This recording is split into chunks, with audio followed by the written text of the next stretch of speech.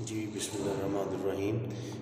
This lecture is about causes of the war of independence. और इसके अलावा जो है इसमें इस वीडियो में हम लोग बात करेंगे, वी विल टॉक अबाउट इसके अलावा जो है हम लोग बात करेंगे कि इवेंट्स ऑफ द वॉर क्या थे, और फिर हम लोग बात करेंगे कि इंडियंस ये वॉर क्यों हारे। ठीक है, व्हाट वर द कॉजेज़ के जिसकी वजह से इंडियंस जो हैं वो वॉर को हारते हैं। और हम लोग इसके अलावा भी कुछ बातें करेंगे इसके हवाले से। तो सबसे पहले कॉजेज़, तो इसमें सोशल कॉजेज़ हैं, पॉलिटिकल, इकोनॉमिक और रिलीजियस कॉजेज़ हैं। आपको जानते हैं कि ब्रिटिश का जो रवैया था इंडियंस के साथ वो बहुत ही नाजेबा था, बहुत ही गैर मुनासिब था। वो इंडियंस को जो है वो इंसान नहीं समझते थे। They do not consider Indians as human beings. और आपको ये पता होना चाहिए कि ब्रिटिश ऑफिस के बाहर लिखा होता था कि dogs and Indians are not allowed. तो इसके अलावा जो है बहुत सारे फैक्टर्स ऐसे हैं जो कि जैसे कि किसी भी ब्रिटिश ऑफिस में जाके बैठने के लिए you must have a certificate. और फिर ये भी ये था कि पर्दा ख़त्म कर दिया ब्रिटिश ने आके ख़वातीन का। और ब्रिटिश जो है वो आप ये भी देखोगे कि सोशल पॉलिसीज़ में ये था, ब्रिटिश एजुकेशन सिस्टम सब कॉन्टिनेंट में आया तो जिसमें को एजुकेशन सिस्टम था। और को एजुकेशन सिस्टम कभी भी जो है इसमें इंडियंस इस चीज़ को पसंद नहीं करते थे, राइट। तो मज़ीद इसमें यह है कि ये तो तमाम तर बातें थी हमारी from that point of view जो कि इंडियंस को बहुत ज़्यादा जिन्होंने डिस्टर्ब किया। अब इसके अलावा हम जो बात करते हैं कि सोशल रिफॉर्म में मज़ीद जो है वो जो बातें इसमें आती हैं कि आप ये देखो कि इसके अंदर जो मेन फैक्टर है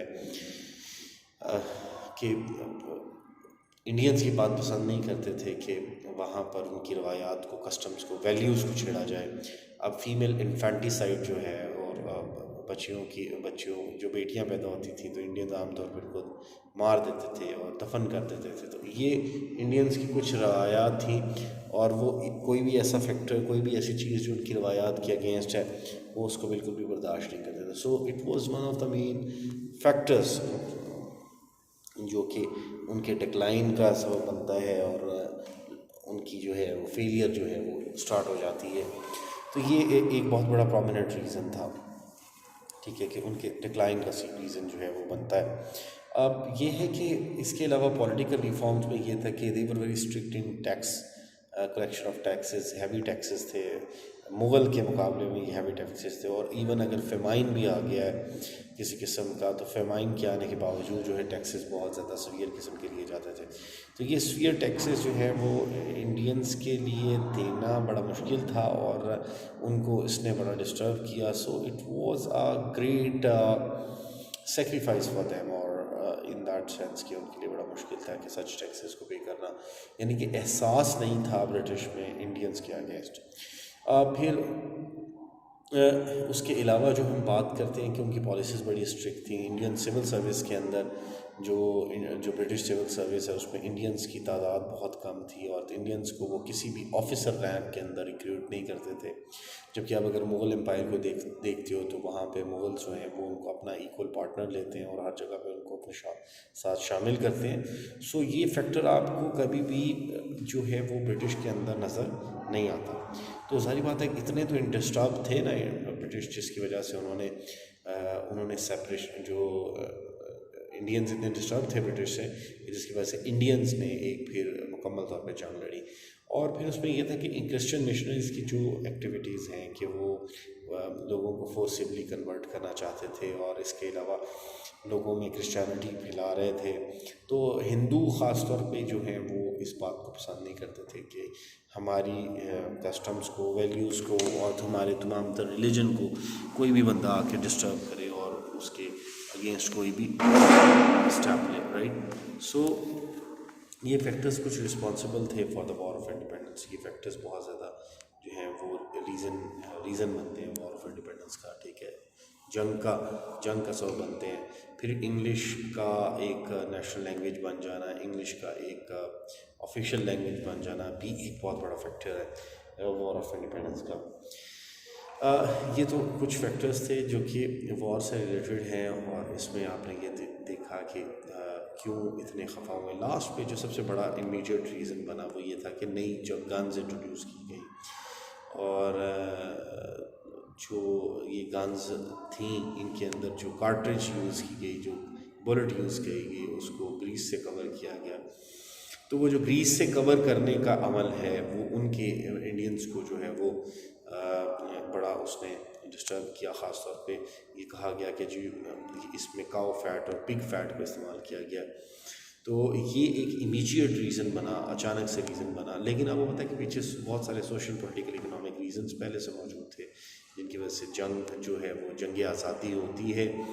तो इसके अलावा ये है कि ये जो वॉर ऑफ इंडिपेंडेंस है इसके इवेंट स्टार्ट होते हैं मार्च जो है वो जनवरी 1957 से, 1857 से, जनवरी 1857 से। तो 1857 से ये एक जो सिलसिला स्टार्ट होता है जंग का, ये इसके पीछे मुतहर्रिक क्या था, मेन जो एलिमेंट था that was the grease cartridges. लेकिन इसके अंदर जो नाराज़गी है इंडियंस की वो आपके साथ मैं डिस्कस कर चुका हूँ कि बहुत सारे अदर एलिमेंट्स भी हैं जो कि इसका रीज़न बन रहे हैं, ठीक है, जो इसका रीज़न बन रहे हैं और वो इसका सबब है। तो उसमें इवेंट्स में क्या होता है कि मार्च के अंदर ये सिलसिला स्टार्ट होता है और मंगल पांडे जो एक लीडर था, एक सीपॉय था और एक जियाला था और एक sort of very patriotic toward the sub continent. जब उसने एक ब्रिटिश ऑफिसर की बात नहीं मानी तो उसको एग्जीक्यूट किया जाता है। और जब ग्रीस कार्ट्रिजेस का इशू सरफेस हुआ तो जिन लोगों ने उन ग्रीस कार्ट्रिजेस को इस्तेमाल करने से इनकार किया उनको ब्रिटिश ने जेल में डाला। और जेल में डालने के बाद ये है कि उनको सज़ा दी जानी थी, दूसरे साथियों ने आकर उनको छुड़वाया। तो इसके बाद ये सिलसिला बढ़ता चला गया और जो है ये मथुरा और झांसी और फिर इसके बाद इलाहाबाद, फिर उसके इलाकों में फैल गया, लखनऊ में फैल गया और दिल्ली तक का इलाका जो है वो फ़तह कर लिया गया, ब्रिटिश से छीन लिया गया। लेकिन ब्रिटिश भी आसानी से बैठने वाले नहीं थे।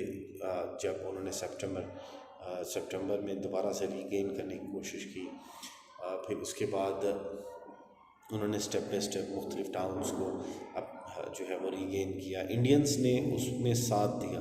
अब जब इंडियंस ब्रिटिश आर्मी में शामिल होकर अपने फेलो इंडियंस का के अगेंस्ट जंग लड़ेंगे तो डेफिनेटली इंडियंस की फिर उससे डिफ़ीट होगी, उससे उनकी जो है वो सक्सेस जो है उसके होने का चांस बहुत ज़्यादा कम हो जाता है। तो फिर कानपुर का इलाका जो है वो वहाँ पर ब्रिटिश इंडियंस जो हैं वो, बल्कि ब्रिटिश जो ख़वातीन थे, बच्चे थे और जो बूढ़े लोग थे उनको मारा गया। नाना साहब ने करवाया और दैट वाज कानपुर मैसेकर। और फिर बाद में ब्रिटिश ने जब फतह कर लिया तो उन्होंने कानपुर में जो बंदा भी उनका मददगार था, जो बंदा भी ब्रिटिश के अगेंस्ट किसी किस्म की रिजेंटमेंट रखता था, they all were killed later on. इसके अलावा यह है कि कुछ पॉकेट्स जैसे कि रह गई थी रेजिस्टेंस की, जैसे कि जो झांसी है उसके अंदर जंग होती है और रानी ऑफ झांसी बड़ी दलेराना अंदाज में लड़ती हैं और जून 1958 के अंदर जो है वो ये उनको शहीद कर दिया जाता है, मार दिया जाता है। और उनके जो एक जनरल थे तात्या टोपी जो है उनको भी लेटर जो है वो मार दिया जाता है, राइट। तो इस तरह से ये जंग फैली और फैलने के बाद चूँकि मेन लीडरशिप नहीं थी तो ये कुछ ज़्यादा देर कंटिन्यू नहीं रह सका और ब्रिटिश ने अपनी मुख्तलिफ टेरिटरीज़ में कंट्रोल हासिल कर लिया। अब बहादुर शाह ज़फ़र जो हैं उनको उनके बेटों को पकड़ लिया जाता है। जब वो सरेंडर कर जाते हैं तो वो सरेंडर करने के बाद उनके बेटों को मिर्ज़ा मुग़ल, मिर्ज़ा सुल्तान जो हैं और मिर्ज़ा अबू बकर इनको पकड़ लिया जाता है और इनको फिर इनके सर कलम कर दिए जाते हैं, दे वर बीहेडेड। और आहिस्ता आहिस्ता दोबारा से दिल्ली, लखनऊ, कानपुर और झांसी पर कंट्रोल हासिल कर लिया जाता है और जंग ख़त्म हो जाती है। अब मेन रीज़न्स क्या हैं कि ब्रिटिश क्यों जीते और इंडियंस क्यों हारे? तो सबसे मेन एलिमेंट जो था इंडियंस के हारने का वो ये रीज़न था कि Indians were never United against the foreigners. और इसी वजह से यहाँ पर हज़ारों तो सैकड़ों ट्राइब्स आते हैं, हुन्स आते हैं, मोल्स आते हैं और जो है वो ब्रिटिश आते हैं और वो फतूहात करते हैं। वो फतह भी इसलिए करते हैं कि इंडियंस कभी भी यूनाइटेड नहीं हुए। Once they are united against any foreigner, तो the foreigner would have never any success. अब जो इनकी फेलियर के मेन असबाब जो सामने हमारे आते हैं, उनके अंदर मेन रीज़न जो है उसमें लैक ऑफ यूनिटी है। तो मेन रीज़न जो है फेलियर के उसमें लैक ऑफ यूनिटी के अलावा जो है लैक ऑफ लीडरशिप थी। कोई ख़ास कॉम्पिटेंट लीडर मौजूद नहीं था। कोई मेल ऐसा नहीं था, ना हिंदू ना मुसलमानों में से, जो कि इस वॉर को लीड करता और किसी तकमील की तरफ और किसी नतीजे की तरफ लेके जाता। तो ये एक बहुत बड़ा रीज़न रहा। फिर उसके बाद मॉडर्न वेपनरी जो है वो उनके पास नहीं थी। मॉडर्न वेपन्स नहीं थे जो बड़े फेमस थे उस टाइम के। इन वेपन्स का ना होना जो है वो भी एक बहुत बड़ा सबब बनता है फेलियर का। और इसके अलावा ये था कि जो ब्रिटिश हैं उनके पास कोऑर्डिनेशन और कम्युनिकेशन स्किल्स बहुत अच्छी थी। और रेलवे सिस्टम ने अब इट रियली पेड ऑफ, और इस रेलवे सिस्टम ने ब्रिटिश को आपस में कम्युनिकेट करने, ट्रैवल करने, अपनी फ़ोर्स को एक जगह से दूसरी जगह ले जाने में बहुत ज़्यादा हेल्प की। तो ये एक प्रोमिनेंट रीज़न बन जाता है ब्रिटिश के जीतने के, ठीक है, कि उनकी कम्युनिकेशन बहुत अच्छी है। उनकी आपस में जो कम्युनिकेशन वाले होने के अलावा जो उनकी आपस में कोऑर्डिनेशन है, that was marvellous and that was beyond comparison. तो ये रीज़न जो है ये बहुत बड़ा रीज़न है फॉर देयर सक्सेस और उनके कामयाब होने का, उनके जो है वो सक्सेसफुल होने का।